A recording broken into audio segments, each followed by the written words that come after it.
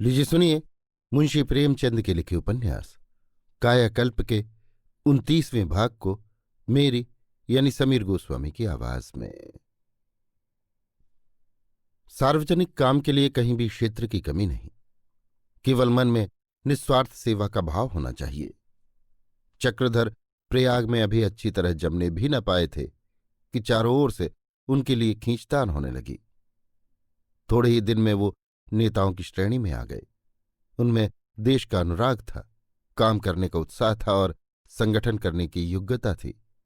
सारे शहर में एक भी ऐसा प्राणी न था जो उनकी भांति निष्प्रय हो, और लोग अपना फालतू समय ही सेवा कार्य के लिए दे सकते थे।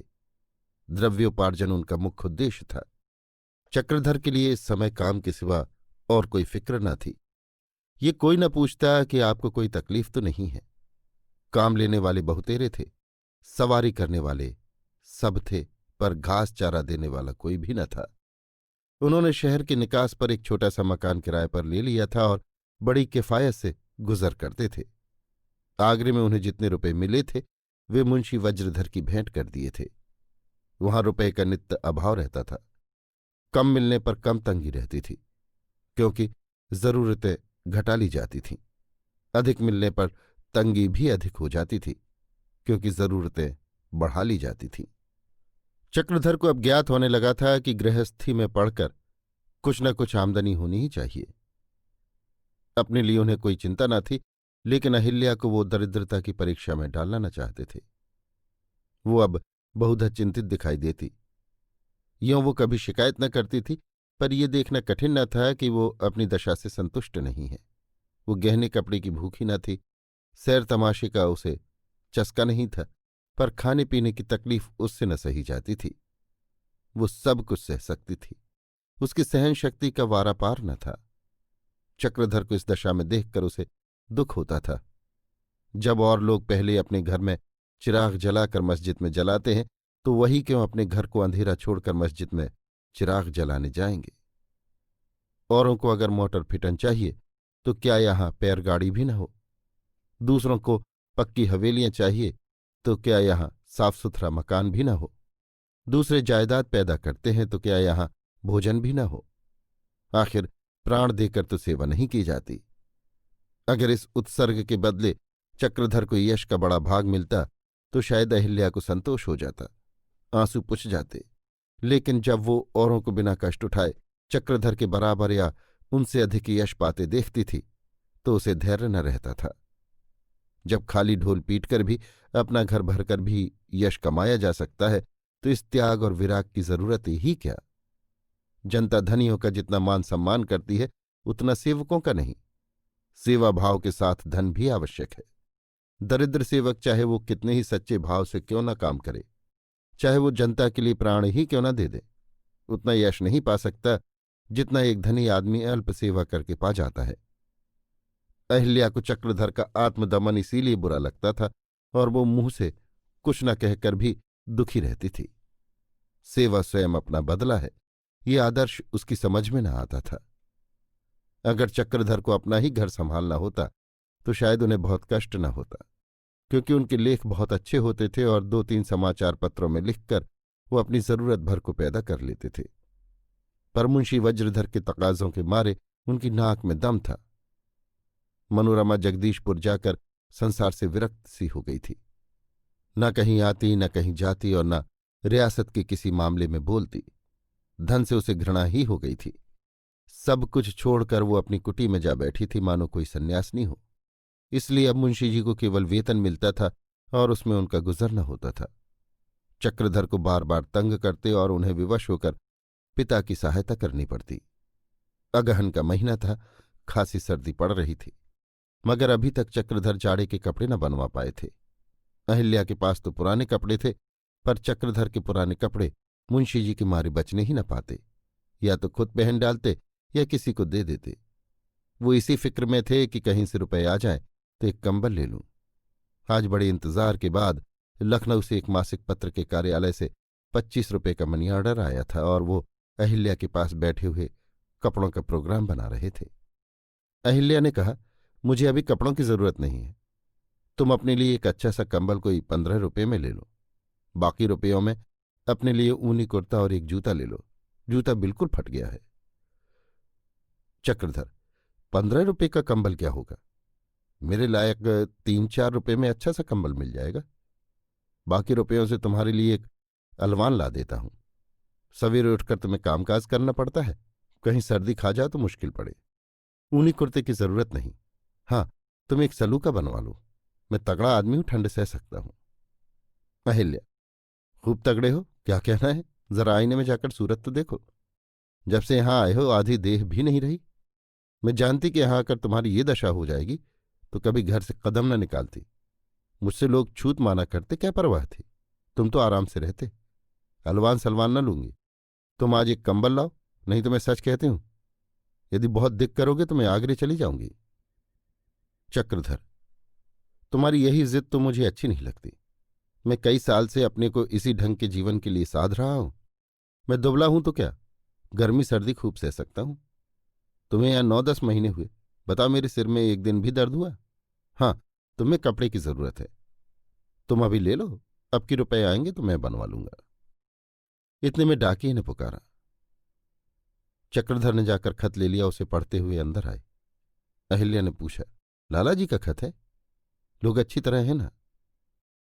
चक्रधर, मेरे आते ही न जाने उन लोगों पर क्या साढ़े साती सवार हो गई कि जब देखो एक न एक विपत्ति सवार ही रहती है।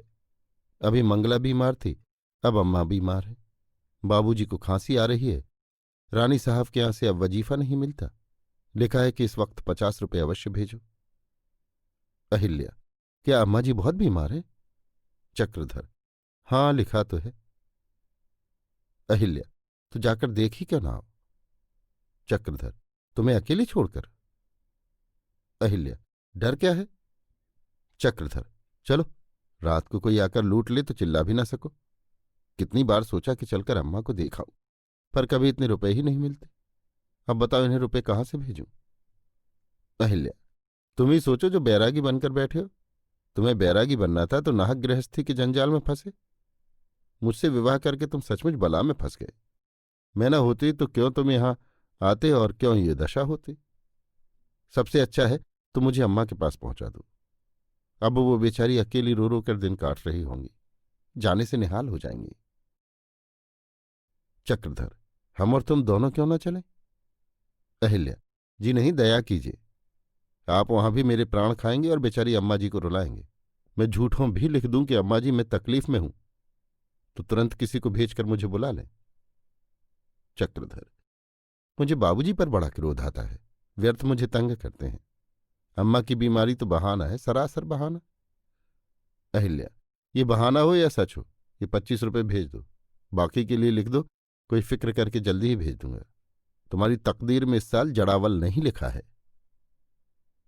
चक्रधर, लिखे देता हूं, मैं खुद तंग हूं, आपके पास कहां से भेजूं? अहिल्या, हटो भी, इतने रुपयों के लिए मुंह चुराते हो। भला वो अपने दिल में क्या कहेंगे? ये रुपए चुपके से भेज दो। चक्रधर कुछ देर तक मौन धारण किए बैठे रहे, मानो किसी गहरी चिंता में हो। एक क्षण के बाद बोले, किसी से कर्ज लेना पड़ेगा और क्या। अहिल्या, नहीं, तुम्हारे हाथ जोड़ती हूं, कर्ज मत लेना, इससे तो इनकार कर देना ही अच्छा है। चक्रधर, किसी ऐसे महाजन से लूंगा जो तकादे न करेगा। अदा करना बिल्कुल मेरी इच्छा पर होगा। अहिल्या, ऐसा कौन महाजन है भाई? यहीं रहता है, कोई दोस्त होगा। दोस्त से तो कर्ज लेना ही ना चाहिए, इससे तो महाजन कहीं अच्छा। कौन है, जरा उनका नाम तो सुनो। अजी एक पुराना दोस्त है, जिसने मुझसे कह रखा है, तुम्हें जब रुपए की कोई जरूरत आ पड़े, जो टाले न टल सके, तो तुम हमसे मांग लिया करना, फिर जब चाहे दे देना। अहिल्या, कौन है बताओ, तुम्हें मेरी कसम। चक्रधर, तुमने कसम रखा दी, ये बड़ी मुश्किल आ पड़ी। वो मित्र रानी मनोरमा है। उन्होंने मुझे घर से चलते समय एक छोटा सा बैग दिया था। मैंने उस वक्त तो खोला नहीं, गाड़ी में बैठकर खोला तो उसमें 5,000 रुपये के नोट निकले। सब रुपए जय के तय रखे हुए हैं। अहिल्या, और तो कभी नहीं निकाला? चक्रधर, कभी नहीं, ये पहला मौका है। अहिल्या, तो भूल कर भी ना निकालना। चक्रधर, लाला जी जिंदा न छोड़ेंगे, समझ लो। अहिल्या, साफ कह दो मैं खाली हाथ हूं, बस। रानी जी की अमानत किसी मौके से लौटानी होगी। अमीरों का एहसान कभी न लेना चाहिए, कभी कभी उनके बदले में अपनी आत्मा तक बेचनी पड़ती है। रानी जी तो हमें बिल्कुल भूल ही गई, ये खत न लिखा। चक्रधर, आजकल उनको अपने घर के झगड़ों ही से फुर्सत न मिलती होगी। राजा साहब से विवाह करके अपना जीवन ही नष्ट कर दिया। अहिल्या, हृदय बड़ा उदार है। चक्रधर, उदार? ये क्यों नहीं कहती कि अगर उनकी मदद न हो तो प्रांत की कितनी ही सेवा संस्थाओं का अंत हो जाए। प्रांत में यदि ऐसे लगभग 10 प्राणी हो जाए तो बड़ा काम हो जाए। अहिल्या, ये रुपए लाला जी के पास भेज दो, तब तक और सर्दी का मजा उठा लो। अहिल्या उसी दिन बड़ी रात तक चिंता में पड़ी रही कि जड़ावल का क्या प्रबंध हो। चक्रधर ने सेवा कार्य का इतना भारी बोझ अपने सिर ले लिया था कि उनसे अधिक धन कमाने की आशा न की जा सकती थी। बड़ी मुश्किलों से रात को थोड़ा सा समय निकालकर बेचारे कुछ लिख पढ़ लेते थे। धन की उन्हें चेष्टा ही न थी, इसे वो केवल जीवन का उपाय समझते थे। अधिक धन कमाने के लिए उन्हें मजबूर करना उन पर अत्याचार करना था। उसने सोचना शुरू किया, मैं कुछ काम कर सकती हूं या नहीं। सिलाई और बूटे कसीदे का काम वो खूब कर सकती थी, पर चक्रधर को ये कब मंजूर हो सकता था कि वो पैसे के लिए ये काम करे। एक दिन उसने एक मासिक पत्रिका में अपनी एक सहेली का लेख देखा। दोनों आगरे में साथ साथ पढ़ती थीं। अहिल्या हमेशा उससे अच्छा नंबर पाती थी। ये लेख पढ़ते ही अहिल्या की वही दशा हुई जो किसी असील घोड़े को चाबुक पड़ने पर होती है। वो कलम लेकर बैठ गई और उसी विषय की आलोचना करने लगी जिस पर उसकी सहेली का लेख था। वो इतनी तेजी से लिख रही थी मानो भागते हुए विचारों को समेट रही हो। शब्द और वाक्य आपे ही आप निकलते चले आते थे। आध घंटे में उसने 4-5 पृष्ठ लिख डाले। जब उसने उसे दोहराया तो उसे ऐसा जान पड़ा कि मेरा लेख सहेली के लेख से अच्छा है।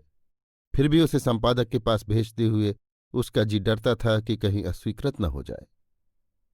उसने दोनों लेखों को 2-3 बार मिलाया और अंत को तीसरे दिन भेज ही दिया। तीसरे दिन जवाब आया। लेख स्वीकृत हो गया था। फिर भेजने की प्रार्थना की थी और शीघ्र ही पुरस्कार भेजने का वादा था। तीसरे दिन डाकिये ने एक रजिस्ट्री चिट्ठी लाकर दी। अहिल्या ने खोला तो 10 रुपये का नोट था। अहिल्या फूली न समाई। उसे इस बात का संतोषमय गर्व हुआ कि गृहस्थी में मैं भी मदद कर सकती हूं। उसी दिन उसने दूसरा लेख लिखना शुरू किया, पर अब की जरा देर लगी। तीसरे दिन लेख भेज दिया गया। पूस का महीना लग गया। जोरों की सर्दी पड़ने लगी।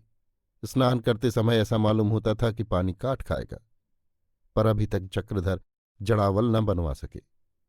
एक दिन बादल हो आए और ठंडी हवा चलने लगी। चक्रधर 10 बजे रात को अछूतों की किसी सभा से लौट रहे थे तो मारे सर्दी के कलेजा कांप उठा। चाल तेज की, पर सर्दी कम न हुई। तब दौड़ने लगे। घर के समीप पहुंचकर थक गए। सोचने लगे, अभी से ये हाल है भगवान, तो रात कैसे कटेगी? और मैं तो किसी तरह काट भी लूंगा। अहिल्या का क्या हाल होगा? इस बेचारी को मेरे कारण बड़ा कष्ट हो रहा है। सच पूछो तो मेरे साथ विवाह करना इसके लिए कठिन तपस्या हो गई। कल सबसे पहले कपड़ों की फिक्र करूंगा। ये सोचते हुए वो घर आए तो देखा कि अहिल्या अंगीठी में कोयले भरे ताप रही है। आज वो बहुत प्रसन्न दिखाई देती थी। रात को रोज रोटी और कोई साग खाया करते थे।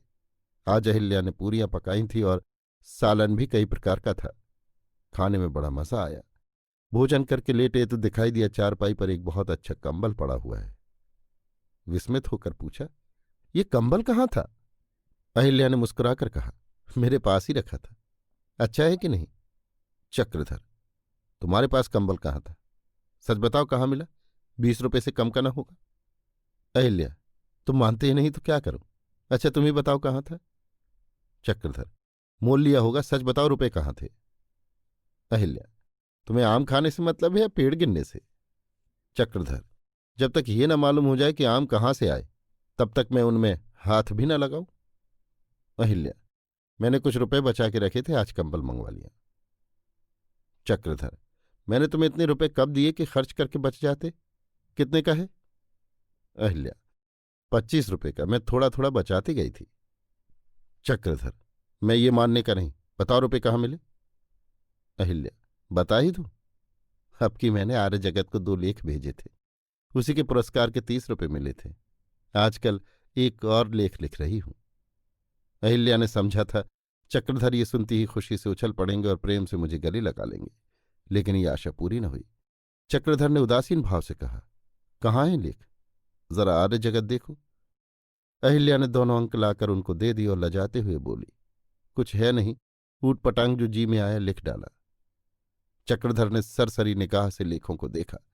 ऐसी सुंदर भाषा वो खुद न लिख सकते थे। विचार भी बहुत गंभीर और गहरे थे। अगर अहिल्या ने खुद कहा होता तो वो लेखों पर उसका नाम देखकर भी यही समझते कि इस नाम की कोई दूसरी महिला होगी। उन्हें कभी ख्याल ही न हो सकता था कि अहिल्या इतनी विचारशील है, मगर ये जानकर भी वो खुश नहीं हुए। उनके अहंकार को धक्का सा लगा। उनके मन में गृहस्वामी होने का जो गर्व अलक्षित रूप से बैठा हुआ था वो चूर चूर हो गया।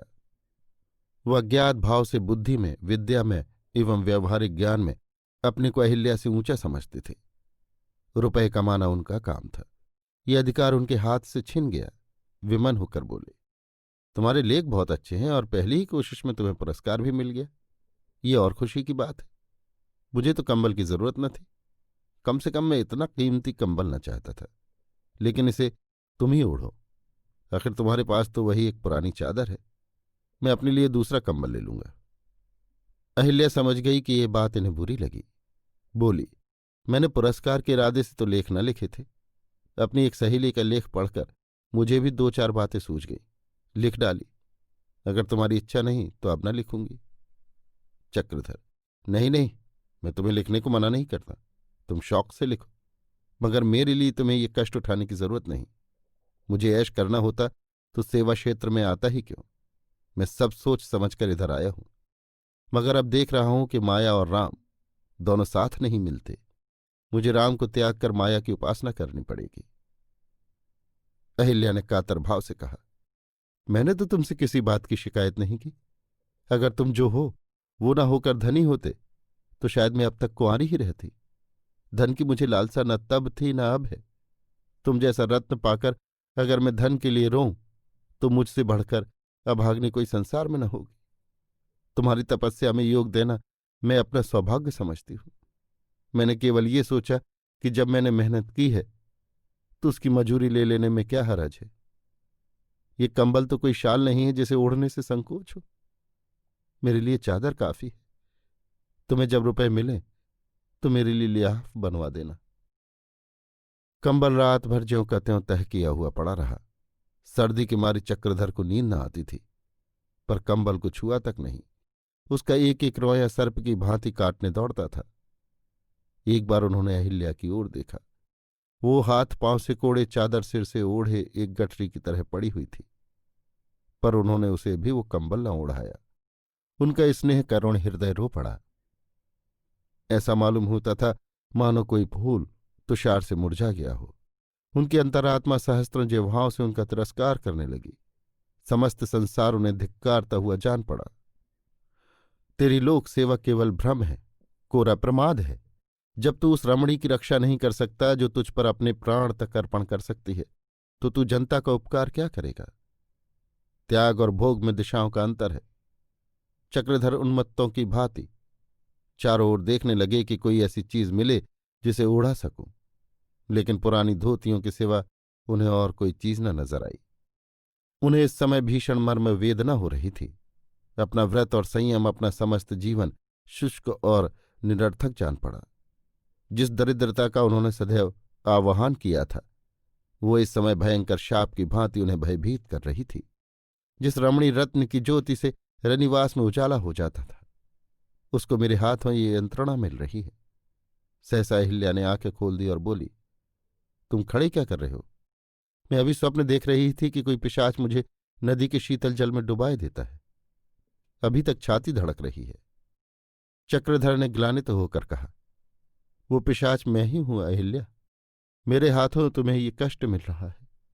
अहिल्या ने पति का हाथ पकड़कर चारपाई पर सुला दिया और वही कंबल ओढ़ाकर बोली, तुम मेरे देवता हो जिसने मुझे मझधार से निकाला है। पिशाच मेरा मन है जो मुझे डुबाने की चेष्टा कर रहा है। इतने में पड़ोस के एक मुर्गे ने बांग दी।